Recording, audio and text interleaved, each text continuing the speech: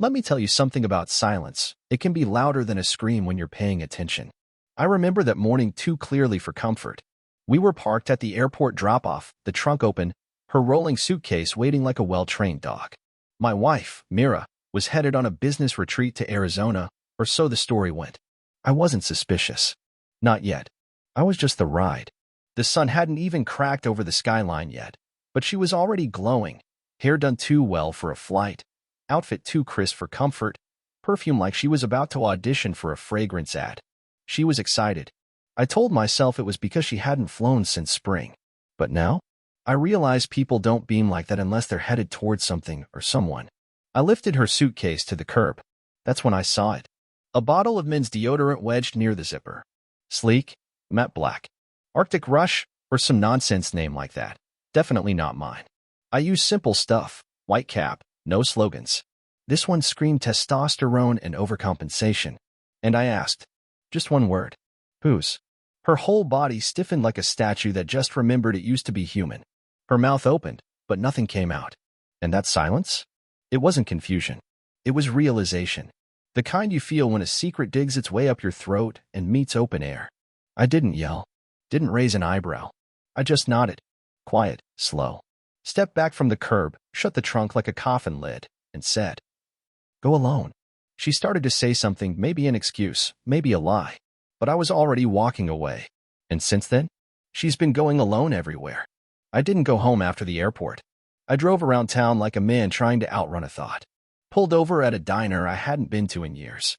Sat in a corner booth, ordered black coffee I didn't want, and stared at the rain as it started to hit the windows sideways. Weather's funny like that.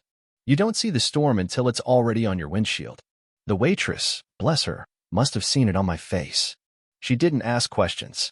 Just kept the coffee warm and the distance respectful. I wasn't thinking clearly. Not yet. I was thinking in snapshots. Her phone always face down. Laughter a little too loud when she texted coworkers. The new workouts she never invited me to. And now, the deodorant. I'd ignored the clues like a man who didn't want the math to add up. Because when it does, you have to solve for X, and X, in this case, was another man. She called me 3 times that afternoon. I didn't answer. I figured if she had the guts to lie to my face, she could get comfortable talking to my voicemail. But her 4th call wasn't a voice. It was a text. It's not what you think. Funny how that line always shows up when it's exactly what you think. I stared at that screen for a long minute before locking it and placing it face down on the table, the same way she did every night after dinner. As if the screen was lava. As if truth might leak out if she left it face up. By the time I got back to the house, the silence hit different. Not peaceful. Not tired. Just hollow. Her shoes were still at the door. Her scarf draped on the back of the chair. The kind of details that normally say, "I'll be back soon." But this time, they felt more like leftovers from a ghost. And it hit me. This wasn't the beginning. This was the middle of a story I didn't know I was in. It was around 2 a.m. when my phone buzzed again. This time, a photo. No caption. No explanation. Just a grainy image of Myra's hotel balcony. She wasn't alone. A man, tall, lean, tan, stood beside her in a hotel robe, arm lazily draped around her like he'd done it 1,000 times. Because he probably had. She was laughing. Head tilted back. Eyes closed. And that smile? Yeah, that one used to belong to me. Turns out, she wasn't just on a business retreat. She was on a retreat from the truth. From us. Now I had confirmation. And the kicker? I didn't even know who sent the photo. No name, just an unknown number. Maybe someone with a conscience. Or someone who hated her just enough to blow it all up. Either way, they gave me the missing puzzle piece. I sat at the kitchen table, still in yesterday's clothes, staring at that photo like it had spoken aloud. Then I remembered the suitcase. She hadn't let me carry it when we left the house. Said it was heavy, awkward. Wanted to handle it herself. But I'd grabbed it anyway at the terminal. Lifted it into the trunk. That's when I saw the deodorant again, wedged beside a pair of rolled-up boxers that also weren't mine. And I realized something chilling. They were going together. She wasn't meeting him at the resort. He'd been at our house. Maybe even slept under our roof. Used my shower. My towels. My coffee mugs. I walked into the bathroom, turned on the light, and stared at the counter. New toothbrush. Blue. Too new. Cologne. Subtle. Definitely not mine. The betrayal wasn't just emotional. It was logistical. It was planned. coordinated like a heist. I opened the trash can, and there it was, a receipt. Dated yesterday. 2 airline tickets. One name was hers. The other? Caleb Foster. Now I had a name. She'd told me it was a solo trip. Said she needed space. Time to reconnect with herself. Funny. She didn't mention Caleb would be helping with the reconnection process. I sat down on the edge of the tub and laughed. Not because it was funny, but because grief sometimes shows up in the wrong costume. I didn't rage. Didn't throw things. Didn't smash mirrors or scream into the void. I just started cleaning the house. Strange, right? But something about wiping down the kitchen counters, folding laundry, even vacuuming the hallway, it helped. Because rage is fire. But cleaning? Cleaning is control. And I needed control like a starving man needs bread. I moved through the house like I was staging it for strangers. Took down the framed photos of us from the hallway. The wedding photo in the foyer? Gone. The one from last year's anniversary in Napa, where she was smiling like she hadn't already checked out of the marriage. Down. I placed them all in a cardboard box and wrote her name on it. Mira. Memories. Then I taped it shut. I made a list next. Not emotional drivel or diary scribbles. A clean, typed checklist of everything I needed to handle. Bank accounts. Car titles. Passwords. She'd gotten lazy, kept a lot of things synced to a shared cloud. That was her first mistake. The second? Underestimating my memory. I remembered her work login because she used the same 4-digit PIN for everything. Her pet's birthday. Ridiculous, but helpful. I logged into her laptop, and within 10 minutes, I had her full itinerary. She and Caleb weren't just staying at a resort. They were co-leading some kind of team-building escape for her company's rising stars. Even better, her boss thought she was going alone. See, Mira had carefully built her image at work. Ambitious, poised, professional. A leader. She kept her private life airtight from colleagues. That made her affair all the more precarious. Especially since Caleb? He wasn't some mystery man off the grid. He was one of her subordinates. And that, well, that was an HR landmine just waiting for a spark. I sat back in my chair and let the realization settle. This wasn't just a betrayal of me. It was a betrayal of her entire carefully crafted world. The polished one. The career. The rising trajectory. She'd risked it all for the thrill of secrecy. For the ego boost of being desired. For a few nights of feeling alive at someone else's expense. But I wasn't going to give her a shouting match or a messy divorce. No. Mira would never get the satisfaction of seeing me fall apart. She would get something colder. I booked a one-way ticket. Not to Arizona, no. I had no interest in confronting her in person. That's what she would expect. Drama. Scene. Me showing up at the hotel, fists clenched, giving her a reason to play the victim. No. I had something better. I sent one email. Subject line, company policy? Attached, 2 photos, one of Mira and Caleb on the balcony, and one of the receipt for the joint booking, with her name and his. No message. No signature. Just a simple forwarding to her company's HR director and regional VP. If she wanted to play grown-up games, she could deal with grown-up consequences. Then I packed a bag. One bag. Essentials only. I wasn't leaving. I was resetting. My attorney was a friend from college. Meticulous guy. Wore glasses so clean they reflected your soul. I called him at 10 a.m. the next day. Logan, he said, voice still scratchy with sleep. Everything okay? Getting there, I said calmly. I need to start divorce proceedings. Quietly. There was a pause. Is this about Mira? Yup. What happened? She brought a toothbrush and a coworker on the same trip. Another pause. He whistled. You want scorched earth or graceful exit? I want her to think it's graceful. You and I will know better. He chuckled, low and sharp. Copy that. We got to work. He started paperwork. I handed him financials. Mira and I had a prenup, something she insisted on back when I made more than she did. Funny how the tides turn.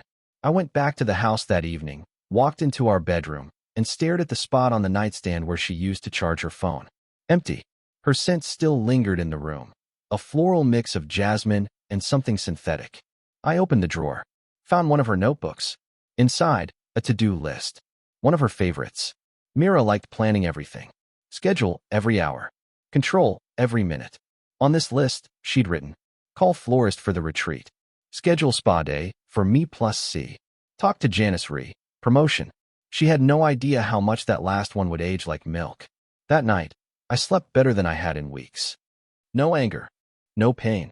Just the clarity of a man who'd stopped waiting for answers and started writing his own ending. Mira called me 3 times that afternoon. Once before lunch. Once during it. Once right after. I didn't answer. She left voicemails too, if you can believe it. Her voice started polished, fake calm. Then it cracked. By the third one, she was breathless. Logan, please. We need to talk. I don't know what you saw, but I swear, it's not. It's not what you think. Just call me back. Please. Ah, yes. That old chestnut. It's not what you think. Lady, I think you're vacationing with your coworker and his deodorant. I'd say I'm exactly on the money. But I didn't call her back. Instead, I checked my inbox. Ding. There it was. Subject line. Company policy? The HR director responded. Short. Dry. Corporate. Thank you for bringing this to our attention. We are currently conducting an internal review. No, Mr. Logan. No signature. Just cold language, the kind that smells like lawyers and mandatory Zoom meetings. The kind of tone that means someone's about to get called into a windowless room with a cup of untouched coffee sitting in front of them. Mira had climbed the corporate ladder in heels so sharp she left cuts in the rungs. Now those heels were slipping. And the best part? She had no idea I'd pulled the trigger. That evening, I logged out of everything. Email, social, cloud accounts. Then I changed the passwords. Not to punish her, just to remind her that the world she built on my trust was no longer hers to access. I moved the rest of her things into boxes. Labeled them with Sharpie. Not cruel stuff. Just honest. Workout clothes. Lies optional. Office stuff, including other people's deodorant. Shoes for walking out permanently. I stacked the boxes neatly in the garage. Not out of sight, just out of my way. By the third day, Mira stopped calling. I think it finally sank in. She must have realized I wasn't playing along this time. That I hadn't just gone quiet, I'd gone absent. She texted instead. Can we talk when I get back? Please don't do anything rash. Rash? No, Mira. You were the rash, showed up uninvited, spread quickly, made everything itchy and hard to look at. And I was finally applying the cure. Still, I waited. I didn't want to fight. I wanted her to walk into the silence I'd created and feel it, the absence, the cold air, the consequences. No yelling.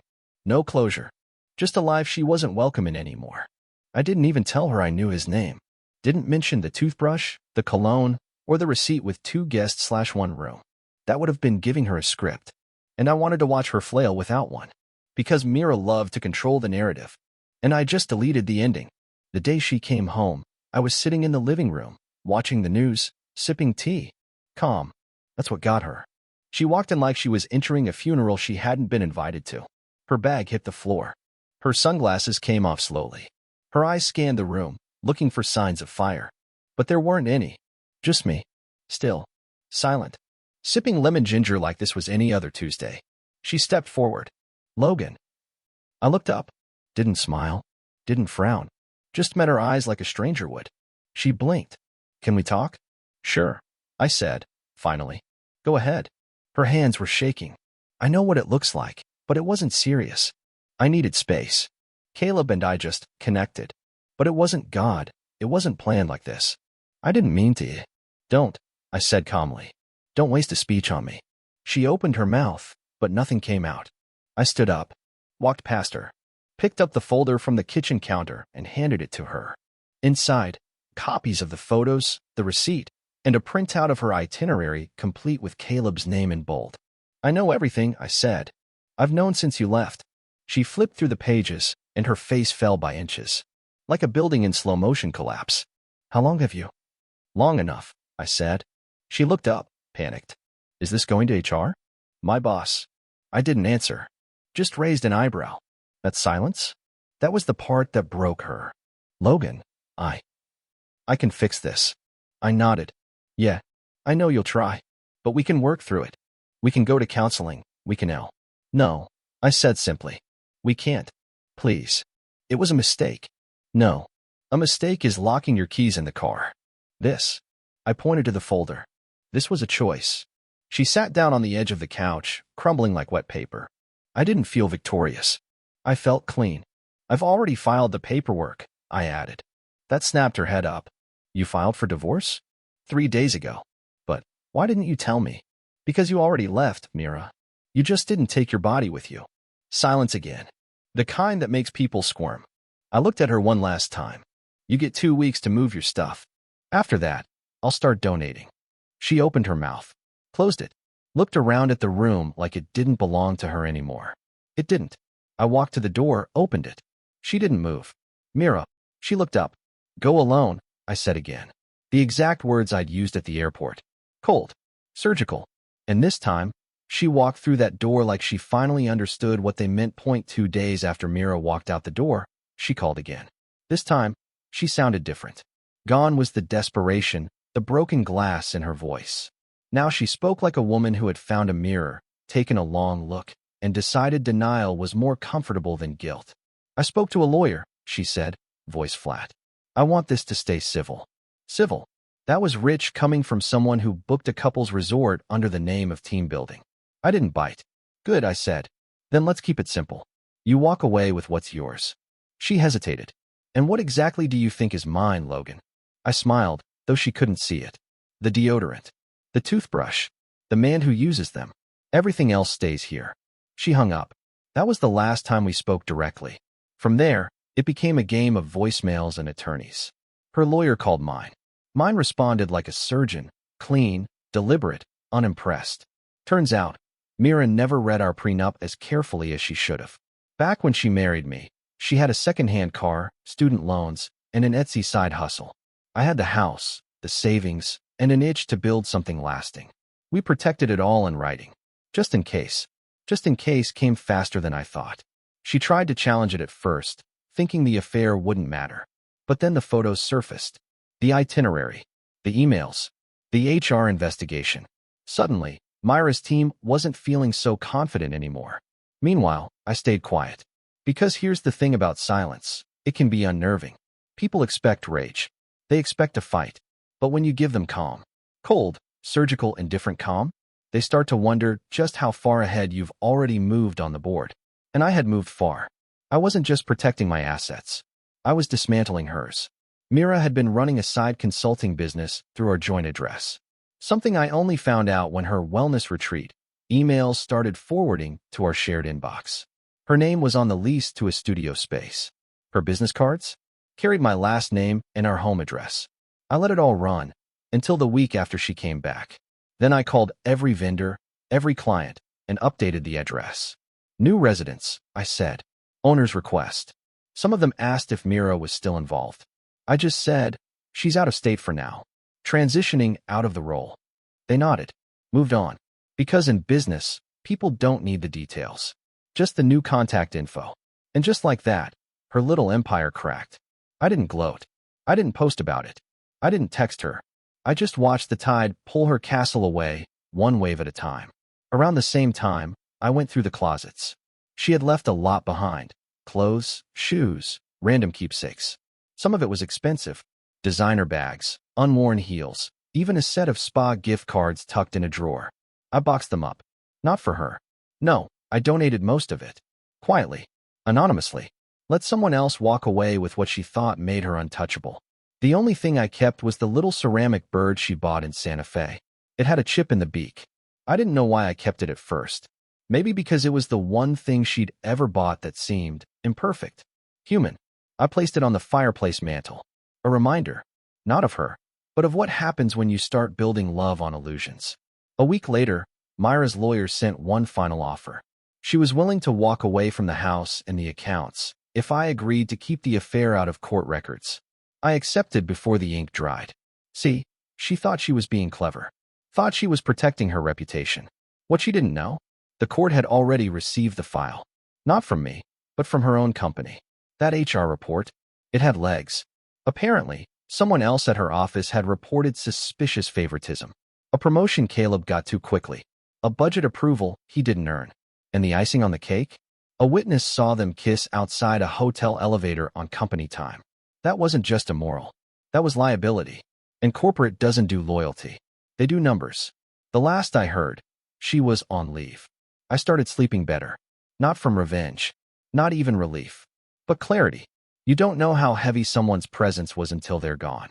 And the house suddenly feels twice as large and half as haunted. I repainted the bedroom, got rid of the pale gray she liked, replaced it with a deep navy, something honest, something grounded. No more soft colors hiding hard truths. I replaced the mattress too. Because why sleep where someone else dreamed of leaving? My lawyer called to confirm the paperwork had all gone through. It's done, he said. You're officially free. Free. The word didn't sting. It didn't soar either. It just settled in my chest like a steady pulse. She hadn't just cheated. She'd gambled everything we built for someone who couldn't even keep a job after round one of scrutiny. Meanwhile, I still had the house, the name, the peace, and soon, I'd have something else too. A little parting gift she'd never see coming. But that's for next time. It didn't take long for Caleb to start unraveling. I didn't even have to lift a finger. That's the beauty of arrogance. It does the work for you. Turns out, he wasn't just Myra's escape plan. He was the office clown. The fun one. The guy who flirted with interns and played guitar at team retreats like a sad, acoustic version of a midlife crisis. When the HR investigation picked up steam, more employees started coming forward. One claimed Caleb had made comments about special treatment. Another overheard him bragging about finally winning the boss over. They didn't mean winning her respect. Corporate started digging and digging, and what they found wasn't pretty. Expense reports with padded charges.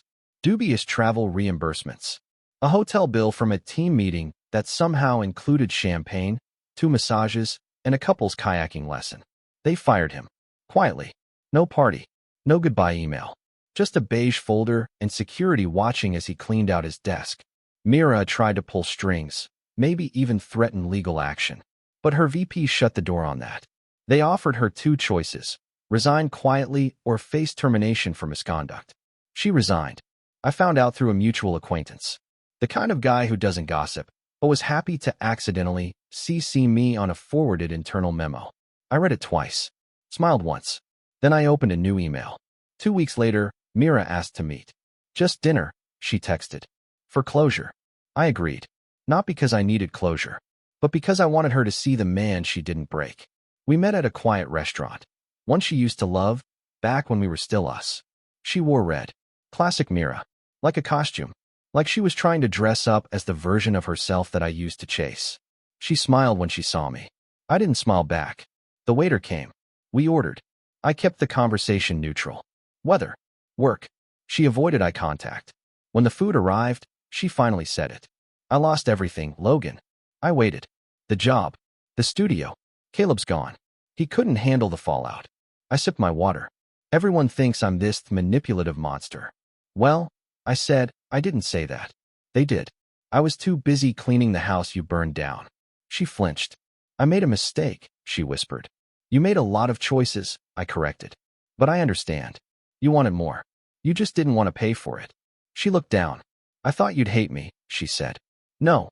I replied calmly. That would mean I still cared. The bill came. I let it sit. She reached for it. I stopped her. Don't worry. I'll cover this. Logan. I stood up. Buttoned my coat. I already paid for everything else. Might as well finish the tab. And with that, I walked out. She didn't follow. A month later, I got a call from someone at Myra's former company. A recruiter. They'd heard about how discreetly and efficiently I handled things. Turns out, a calm head in chaos is rare. They wanted me to consult. Possibly more. I didn't laugh until after I hung up. The irony? Mira had once begged me to think bigger, claimed I was too comfortable, too small-minded, said I'd plateaued professionally. Now I was stepping into the exact world she blew herself out of. I accepted the contract. Quietly. Privately. They never brought up her name. Neither did I. But I did find her old nameplate in the storage closet. I left it there. No need to touch old relics. History belongs to museums, not boardrooms. Months passed. One day, a small envelope showed up at my doorstep. No return address. Inside was a handwritten note. I'm sorry. Truly. I see it now. You were everything I needed, and I threw it away for someone who couldn't carry a fraction of your weight. I don't expect forgiveness. I just want you to know I regret it. I didn't cry. I didn't sigh. I just slid the letter back into the envelope and tossed it in the drawer. Let her words live in a box, just like our past. I didn't respond. That was my revenge. No rage. No retaliation. Just silence. I moved on. Bought a new bed. Got a dog. Took trips I always said I'd take. talked to strangers who smiled without agenda. And Mira? She's alone now. Not dramatically, not pitifully, just alone. Exactly as I told her she would be. She boarded a plane with someone else's man in her suitcase. And I let her take the trip. But the return ticket? That was never in her name.